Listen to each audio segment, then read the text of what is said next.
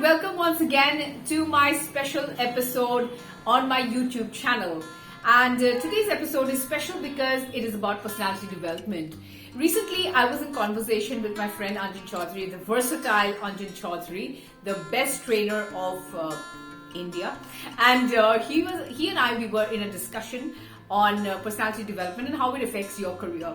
Well, let me tell you one thing, my dear friends. Personality development is not created in one day. Even if you go for a workshop or if you look up videos on YouTube or you try to learn what is personality development, maybe you would get just 1 or 2% of it. But if you do not have the willingness to change yourself, then nothing, no kind of training or any kind of study or any kind of push or pull can help you in your personality. But it has to come from within.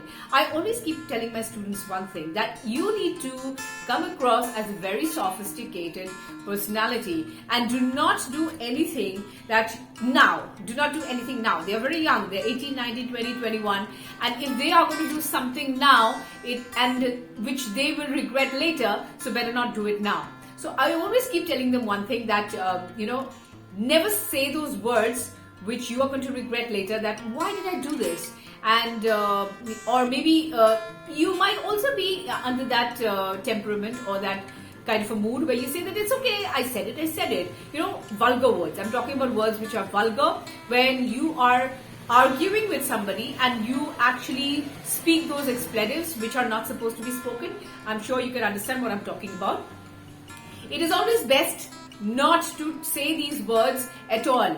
I always keep saying, and in fact my mother taught me, I can never end or start a YouTube channel episode without talking about my mother. So my mother always used to tell me one thing, that when you speak to somebody, always make sure that you think 100 times. But I would like to tell you one thing to my young friends, to my young students, that when you are going to speak to somebody, always think 1,000 times. Not just 100. My mother told me 100, but think 1,000 times. That when you are having an argument, listen, think, and then speak. Just don't speak because the other person is, kind of hurling expletives at you. Just think. And I always keep telling my students one thing, that, somebody might humiliate you, somebody might abuse you, but then you must understand that that person is also under pressure.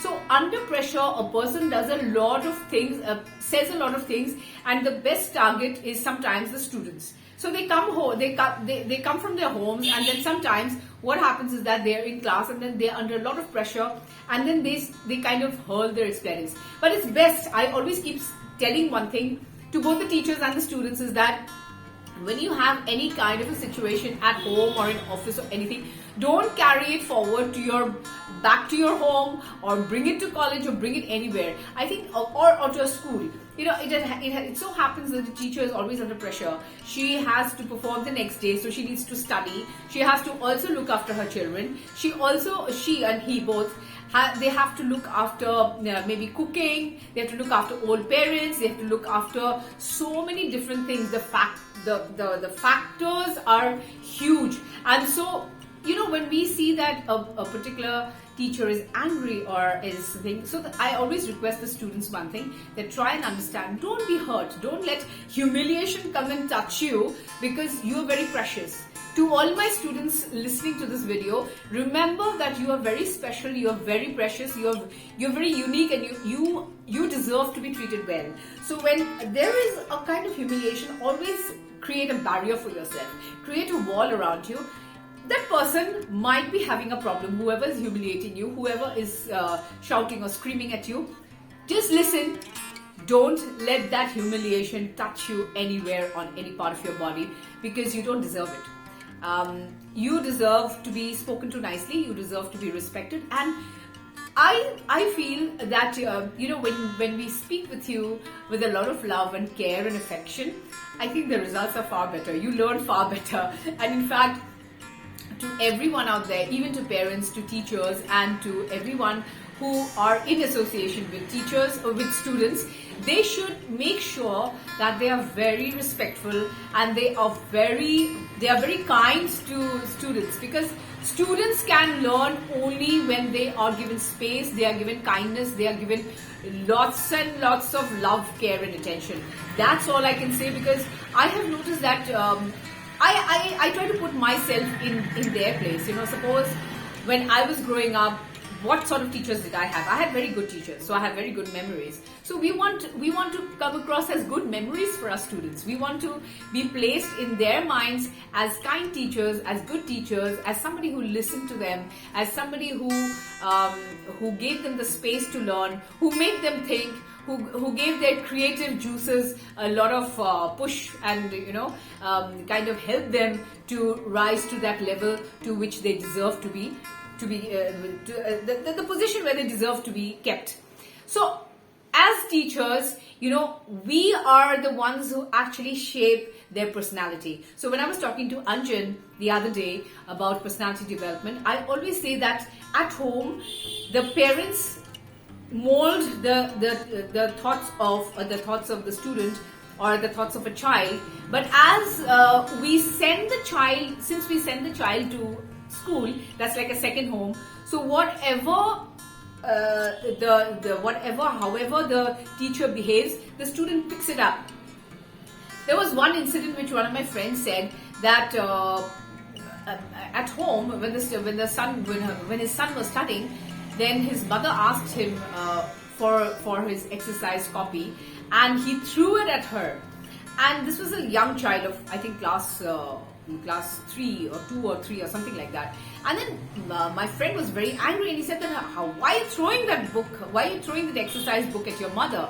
And he said that my class teacher does it, so I'm learning how to do that. So you can see how students, young children pick up the things that they see in their teachers, and they see, most of the time they see God in their teachers. So whatever the teachers say, they kind of, it kind of hits them, and it kind of, this is what molds their future personality.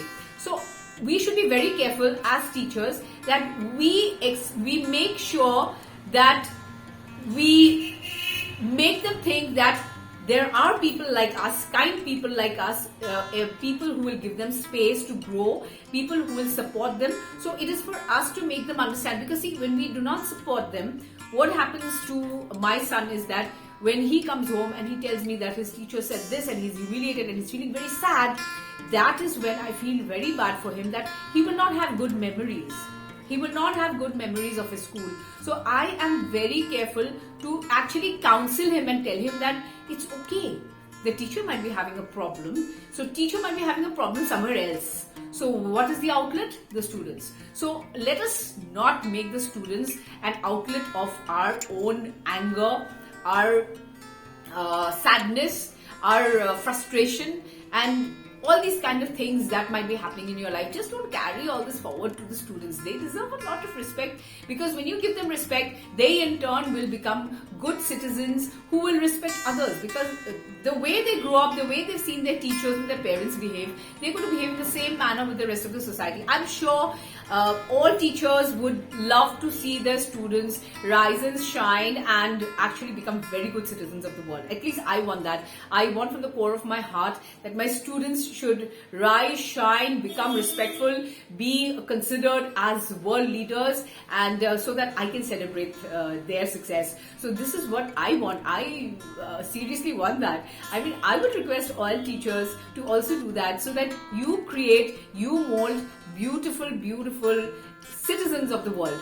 Not just human beings, not just students, but citizens of the world. When we create citizens of the world, they go out there and behave the way we have behaved with them. So my constant effort has been to mold my young students into world leaders, not just an individual who is studying a particular subject. No, I don't want that at all. I want them to be molded into good individuals who maybe, see now my BSc first year students of my college they are good at singing, they are good at acting, they are good at poetry, they are good at writing, they are good at so many things.